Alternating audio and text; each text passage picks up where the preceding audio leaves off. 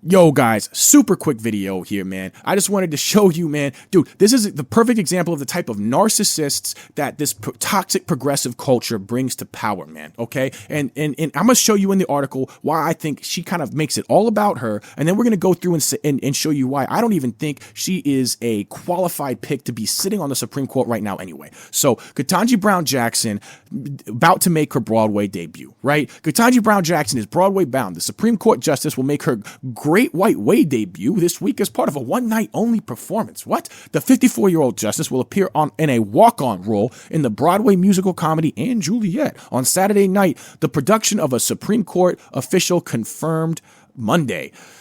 Jackson, who's long expressed a desire to become the first black female Supreme Court justice to appear on a Broadway stage? What?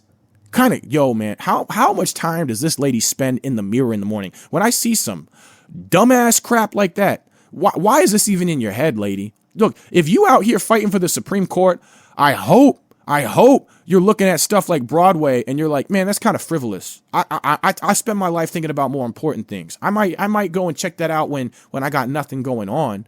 But to sit there and obsess over yourself and want to be the first black woman to appear. Why is it all about you, lady? Why is it all about you? Why wouldn't you be happy to help another person achieve, like I know there's already been black females on the Broadway stage, and now there's black females in the Supreme Court. So I guess she wants, bro, man, come on, man. It's just not all about you, man. It's not all about you. And also the fact that you're so focused on these frivolous things, like it's ridiculous, man. And then also, dude, that whole culture, I used to be in plays and stuff in middle school, early high school, whatever. That whole culture, that is a toxic culture, man. And it's filled with sheltered rich kids, bro. Sheltered rich kids. That and band. Dude, theater and band. Sheltered rich kids that have no idea how the world works. They think some intellectually invalid worldview like critical theory is a valid way of breaking down situations around you. It's not. Critical theory is intellectually invalid, and we're going to get into why. Noting the seemingly improbable goal in her Harvard University college application. What the F? What the F? So she's been obsessed with weirdo stuff like this since she was applying to go to college? I don't trust this lady, bro. Dude, she's going to be sitting there thinking about how she's going to make a decision in the Supreme Court, right? On a ruling. And in her mind, her calculation for that decision is how it's going to make her look. And how it's going to affect her status. Are you kidding me? I don't want a Supreme Court justice in there obsessing over themselves and obsessing over their image. Like, no, man, that's not, whoa, red flag. Big red flag. We'll sit down for a talk back with audience members following the show.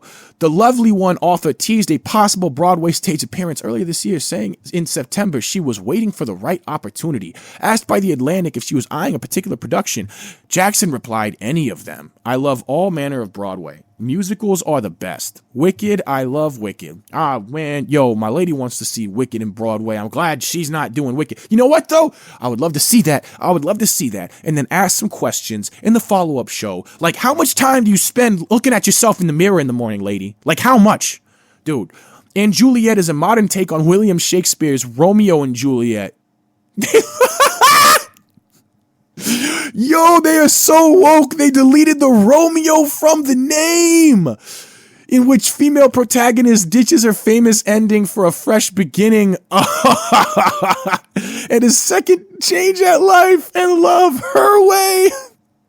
According to a promotional site, the musical features 90s and early aughts pop songs from the like of Britney Spears, Backstreet Boys, and Kelly Clarkson. Yo, oh my God, I gotta get a clip of this. She's gonna be embarrassing the crap out of herself and the Supreme Court. Okay, so Ketanji Brown Jackson, not supremely qualified, and this is why. Yeah, this is America First policy. I like a lot of their takes. I like a lot of their takes. Where the America First policy goes wrong is where I kind of think they just go a little bit too far. Okay, I think maybe a little bit too far on abortion. Maybe on immigration. Me being a Cuban and seeing how my family benefited and other people, I could take a slightly more relaxed approach on immigration, but only if we guarantee we're following the law and not allowing NGOs to violate our laws. But I like, in general, I like America First Policy Institute and where they're coming from with a lot of their perspectives. So that's why I pull them up here, even though I know they're biased, but I guess I'm biased too. All right, so whatever. Judge Ketanji Brown Jackson, not supremely qualified. In a statement from Matt Whitaker, co-chair of the Center for Law and Justice at the America First Policy Institute and former acting attorney general of the United States, Judge Jackson is one of the most overturned judges in D.C. That means her decisions have been overturned. She was wrong. She got it wrong. And we're going to make her a Supreme Court justice? Y'all, why'd y'all do this? In D.C., if she's confirmed, people will have no place to appeal when she gets the Constitution and law wrong from the bench of the Supreme Court of the United States. Statement from Pam Bondi, chair of the Constitutional Litigation Partnership, co-chair of Center of Law and Justice, America New AG. At a time when our nation's founding principles are constantly being challenged, Judge Jackson has failed to protect the safety of our nation's children and has failed to uphold America's most basic constitutional rights. If confirmed as a Supreme Court justice, Judge Jackson will bring her long history of political activism and weak record of interpreting America's First Amendment rights. Judge John Braxton is wrong on the law, wrong on families and children, wrong. Okay, whatever. Wrong on the law. She was one of the most frequent reverse judges in the D.C. District Court. Jackson told senators she did not hold a position on whether individuals possess natural rights like life, liberty, or property, or the pursuit of happiness as outlined by our nation's framers in the Declaration of Independence.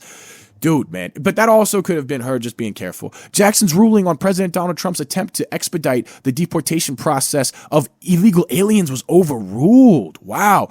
Jackson's ruling on executive order aiming to hold failing government employees accountable was overruled. Wow, man. So she tried to then prevent government employees from being held accountable via executive order and was wrong on the law. She tried to prevent deportations and was wrong on the law.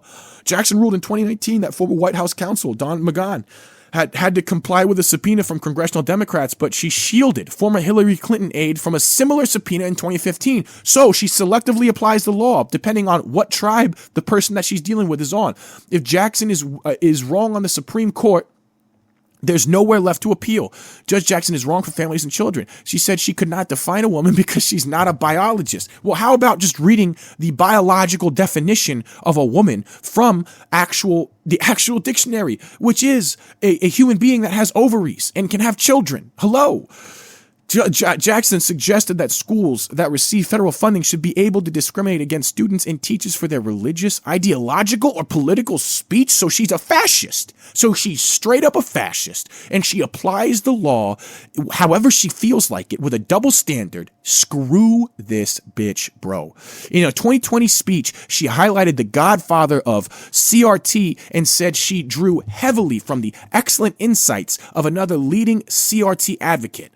Jackson restored funding terminated by President Trump to Planned Parenthood and 81 programs that used American taxpayer dollars to teach children as young as 10 how to use contraceptives. Okay, but, it depends on the area, man. Like, there needs to be a lot better education, okay? And health education is way, way, way not good enough in our country right now. Whoa, way below the bar. Jackson has questioned the government's practice of registering child sex offenders. What? Advocating for the elimination of mandatory minimum sentences for... Whoa! And deviated from the federal sentencing guidelines in every... Oh, my God. That's the... Whoa. Judge Jackson is wrong for people of faith who believe in the sanctity of life, believes in broad interpretation of the Constitution to provide unenumerated rights, including the right to abortion. In 2001, part of an amicus brief that filed by several pro-abortion groups in support of a buffer zone around abortion clinics that targeted free speech, so you can't protest outside an abortion clinic. Wow, man. In questions for her past nomination, Judge Jackson implies she does not believe the church autonomy doctrine provides protection for religious organization, which prevents government or courts from interfering with hiring and leadership decisions made in the church. Yo, she's a fascist, totalitarian, authoritarian, dude. Whoa.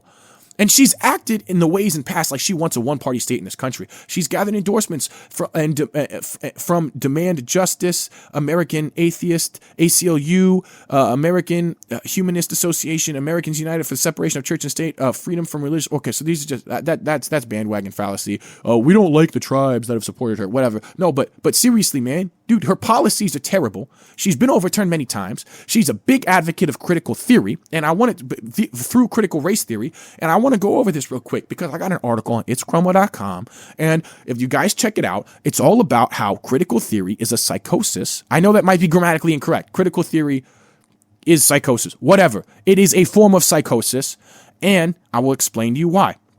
Critical theory first introduced in the 1930s in the Frankfurt School, a group of German philosophers and social theorists, including Max Horkheimer, Theodor Adorno, Herbert Marcuse, and Walter Benjamin Ames, to address the issues of social inequality, power, and domination. Drawing on Marxism, psychoanalysis, and existentialism, these scholars sought to critique and change society by examining the underlying power structures and cultural dynamics that perpetuate social injustices. Since its inception, critical theory has gained broader recognition and influence, particularly in the United States, in the post-World War II era, as members of the Frankfurt School emigrated due to the rise of Nazism in Germany. In recent years, critical theory has become a dominant force in college classrooms across the United States. Promoted as a tool for understanding and addressing systematic inequalities, it purports to unveil hidden power dynamics and foster social justice. However, a closer examination reveals that critical theory is rife with logical fallacies, leading to a kind of intellectual psychosis among students. This psychosis oversimplifies complex realities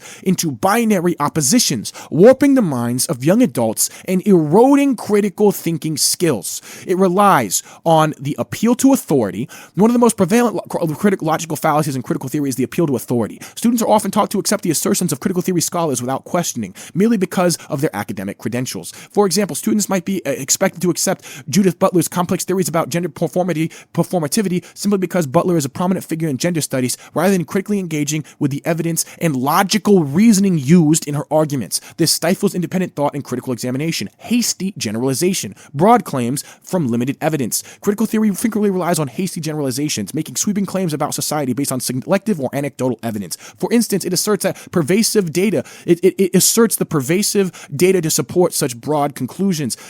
A concrete example is the claim that the entire criminal justice system is inherently racist based on individual cases of police brutality without considering the comprehensive statistical data that might provide a way more nuanced view that shows that police brutality and the relationship between communities and police are based on class and financial disparity, not race at all, actually, when you look at the data. So, ad hominem attacks, attacking the critic, not the argument. In the realm of critical theory, dissenting voices are often met with ad hominem attacks, labeled as racist, bigots, ignorant, rather than their arguments being addressed on their merits.